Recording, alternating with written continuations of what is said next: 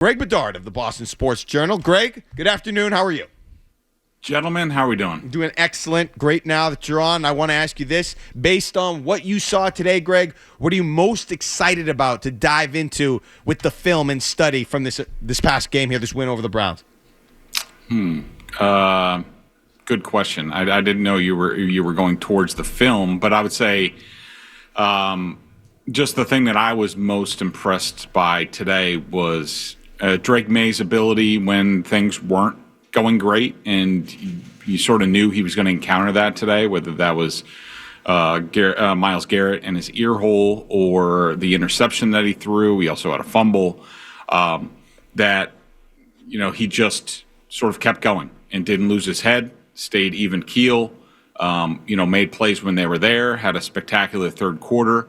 That's the thing being at the game today that I was most impressed by. The thing that I'll probably want to watch a little bit more was I think probably some of the ways that they got the run game going today, especially with Travion Henderson, were able to go outside a little bit more, which we haven't seen in some time.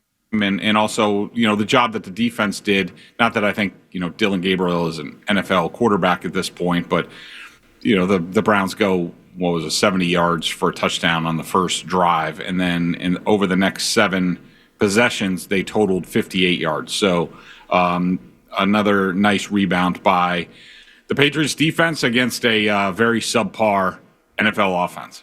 Greg, my takeaway was the adjustments from the Patriots in the second halves.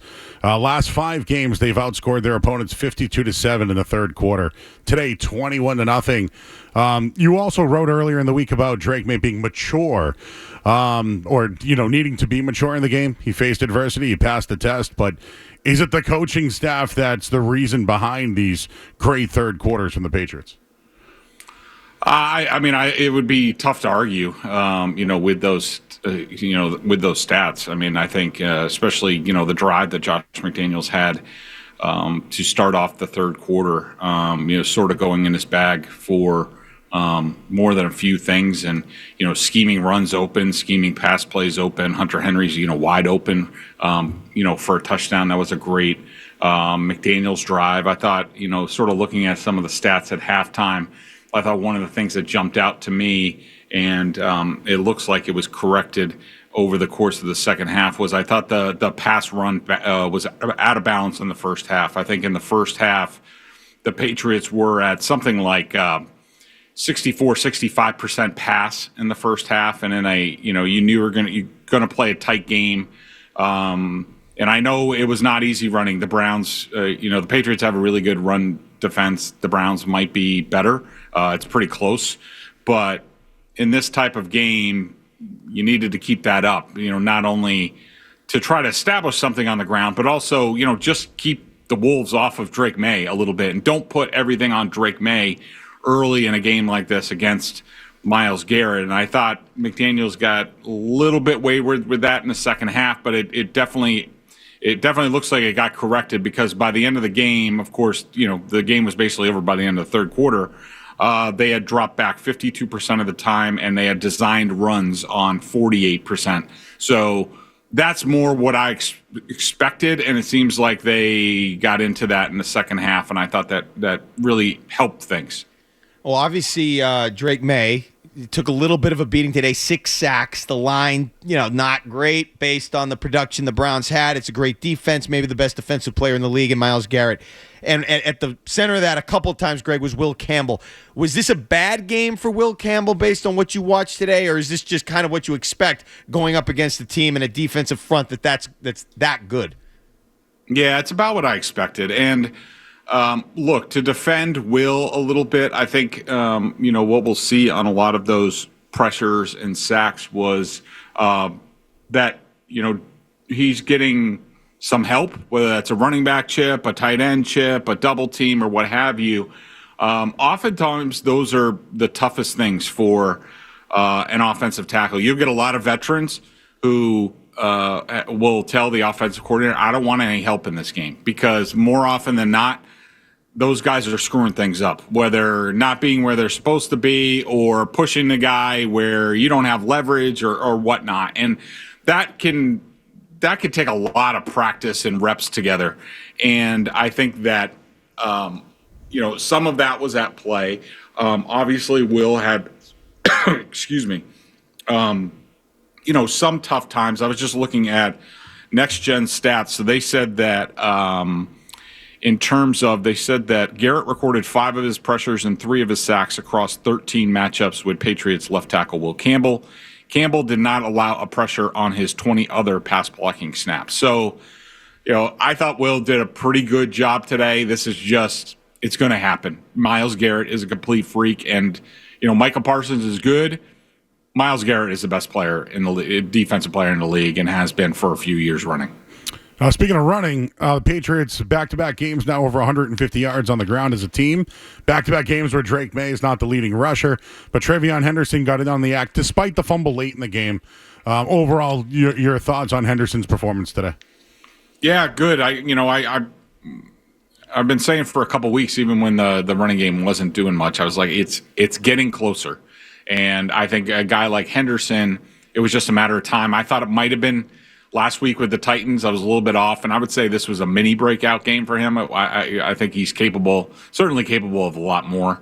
And he actually didn't play a ton. I think he only played like 14 snaps, but he was getting the ball. He played 14 snaps. Next Gen had him for plus 21 rushing yards over expected. So that's a big change because he's been, if not the worst, one of the worst running backs in the league in terms of rushing yards over expected. He's basically been like a -1+ on every single run. So it was good today. I thought he ran with a little bit more patience. I do think that he runs to contact a little bit too much, and I think we saw that on the fumble. I don't know if it's the messaging, and you remember that preseason game where all these guys were finishing, and it's great. That's great and all, but you're also you're inviting a lot of contact and turnover opportunities, which we saw on that fumble. But I thought he was better. I thought it was good that McDaniels was able to work in some edge stuff, some tosses to him, and I think we all know he's better in space, and you want to get him in space. It's tough to do that when he can't pass block, which he hasn't been able to do. And secondly, you can't do that all the time. Like, you can't say, all right, well, we're only going to give Trevion Henderson the ball in space because the other team's going to know what's coming. So you got to mix it up. But, today was definitely a step forward for him in the running game. And I also want to shout out, I thought the second-level blocking was much better, which is really where this offense was lacking from sort of, hitting a few like 10, 15, 20-yard runs. It hasn't been just the running backs. It's been they haven't been able to be good on the second level. And I thought, Henderson's long run, I think it was like 18 or 19 yards. It was actually he had a 27-yard run. Yep. Yeah. You saw Morgan Moses out there, and you saw Michael Wenu, and you saw I think Jared Wilson was out there as well, making good blocks. And you're not going to spring a big block unless you get good blocking downfield. That's been lacking. Today it was better. And we're back here with Greg Bedard of the Boston Sports Journal. The clip we just heard coming back from the break was the Drake Maye touchdown pass to Stephon Diggs. I thought that was a nice play call, a nice design by Josh McDaniels and the Patriots. And what I want to ask you, Greg, after the touchdown from Maye to Booty, Drake Maye was pointing to the sideline. Now, I'm taking that as to, based on his post-game press conference comments, that he was pointing at Josh McDaniels. If that were the case, that felt like a little bit of a moment there, and we've been discussing who gets credit, who's been at the foundation of Maye's ascent. Did you see that as maybe a thing? Was that a moment, Maye pointing to McDaniels after that play call?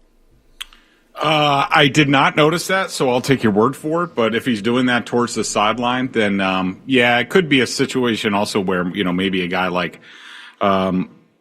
like Dobbs might get involved, or maybe picked out a play on the sideline that they wanted to run. But probably in most circumstances, and Drake sort of mentioned something about it in his post-game press conference, which he was giving Josh McDaniels all sorts of flowers, unlike the head coach.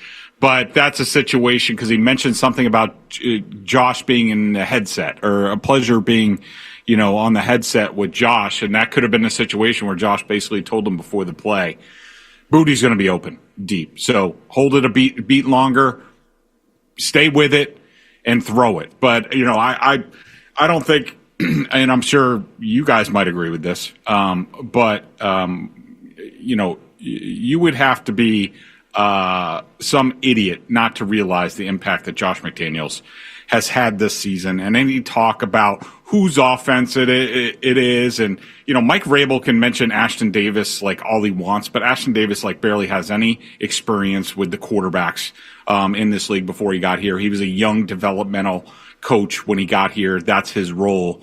But the job that Josh McDaniels has done with this offense with Drake Maye, you'd have to be an idiot not to give him a lot of compliments about what we've seen to this point.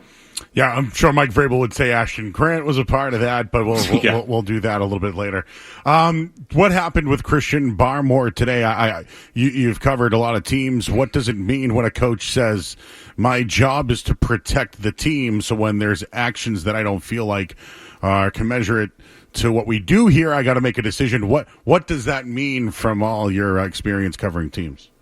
So putting that together with the fact that it appeared he was benched for the first quarter but played the final three quarters and played well, it couldn't have been that major. I don't know if this is a situation. And Vrabel, from the rules that he's laid out from the beginning, he even talked about be on time, but even he says, like, if you're going to be late for a reason, just let somebody know. And so that's not that hard and true. It's not like, Belichick is still here and, you got Snowgate or whatever. I think it's minor in nature. It could be a situation. I think Christian has been a player who has been frustrated this season because even though he's been doing a really good job, like even today, you include today, I think it's 5 straight games where I have him graded out basically playing flawless football. I think I have him for like 1- playing 22, 23 plus plays over like 4 or 5 games. But he's not getting the sacks. He is getting pressures, but they're not really converting. And he has shown a lot of frustration on the field at times. Could that have come out on the practice field at some point, maybe towards a coach or something? I mean, it's possible, but that it was just a quarter. And given my experience in this league, it's something minor, and I'm not all that worried about it. And Christian's sort of a kid who has shown in his time here that he corrects things pretty quickly. He's always been, as far as I can tell, a really good teammate, done the right things. People behind the scenes have always sort of raved about him. And some of the red flags that came out when he was at Alabama, they said they have seen none of that. And so I think it's minor in nature. Just to follow up on the defensive line, Tonga left the game with a knee injury today. Trade deadline is coming up. Do the Patriots maybe need to make another move defensively? And if they did defensively, what position would you look at? I would go with yes. I am concentrating on edge. I would be looking to add in some fashion, probably edge first. I mean, with Keon White being a healthy scratch today and looking like he has no clue what he's doing when he is on the field. They are extremely thin there. And, you're talking about some Chason missed a game a few weeks ago. You could tell. Harold Landry has been a little bit quiet of late. You wonder about his size. Does he get worn down over the course of the season? I'm not really sure. He is one of these guys that's getting veteran rest during the week. So edge would be number one. I'd still be looking at, linebacker and probably safety. I still think great interception by Hawkins today. Woodson gave up another touchdown and a little bit of a size mismatch with Njoku, but still another touchdown that he's given up. And then, of course, I think they're going to need another running back. I mean, Terrell Jennings is now out of practice squad elevation, so it's either they leave him there or they sign him to the 53-man roster.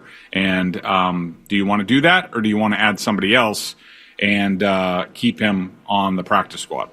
All right, last one, Greg. And based on what you watched today and how this team has won games recently, if you're an opponent coming in to play the Patriots, how do you try to game plan? What are you trying to do to slow down Drake Maye and ultimately figuring out a way to beat this team?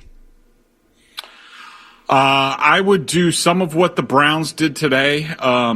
They just couldn't quite execute it. I would go press man across the board. I would have a spy for Drake Maye. I would, sort of vary the approaches, but you have to have somebody ready for him when he, bails out of the pocket. But I don't think the Patriots can do a whole lot, in press man. I think that you can lock those guys up. And defensively, I would run to the boundary against these guys. I think some of their edges are a little bit undisciplined. I would, throw all day long in the middle of the field against their linebackers. I would definitely throw to the running backs more out of the backfield and the tight ends and try to target their safeties. So that's the way I would approach the Patriots. Well, we got to see if there's a team out there that can find a way to execute that. Greg Bedard of the Boston Sports Journal joining us. Greg, a pleasure. Thanks as always. We'll see you on Felger and Maz on Tuesday. Thanks, Greg. Sounds good. Just a quick plug. If anybody wants an extended conversation between me and Mark Dundero about sort of what I do on Sundays and also, some good, back and forth and some grab ass, go check out the Greg Bedard Patriots podcast, a whole hour of me and Mark getting to know each other. It was good stuff. It was great stuff, and you will legitimately not believe what he has to say about Super Bowl 42 in the undefeated season. You just won't believe how you just got to go listen and hear what he says. All right, thanks, Greg.